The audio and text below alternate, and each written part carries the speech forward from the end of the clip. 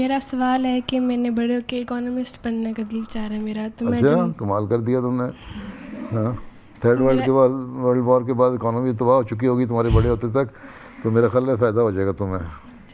ہاں تو میں جماعت کی حلپ کرا سکتی ہوں. پھر اوپر مائکروفون. جماعت کی حلپ کرا سکتی ہوں میں. جماعت کی جی ٹھیک ہے کر سکتی. تمہیں اکانومکس میں دلچسپی ہے؟ تم ایئر 8 میں پڑھتی ہو؟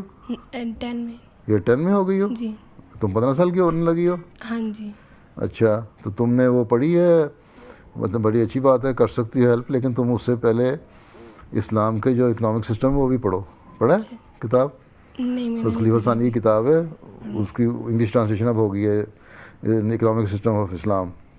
وہ پڑھو تمہاری زیادہ دلچسپی ہے تو ہیں تو ٹھیک ہے. اکنامکس پڑھنے کی اچھی بات ہے. فائنانس میں ہیلپ کر سکتی ہو, کس طرح ہم زیادہ سے زیادہ لوگوں کو فائدہ پہنچا سکتے ہیں.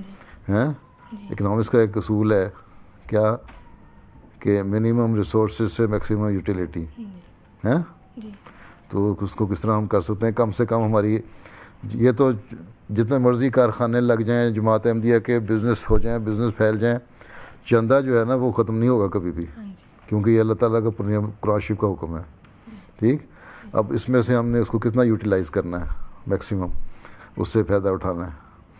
تو اس قسم کی پالیسیاں بناؤ گی, بڑی اچھی بات ہے. تم پالیسی میکر بن جاؤ گی جماعت احمدیہ کے فائنانسز کی.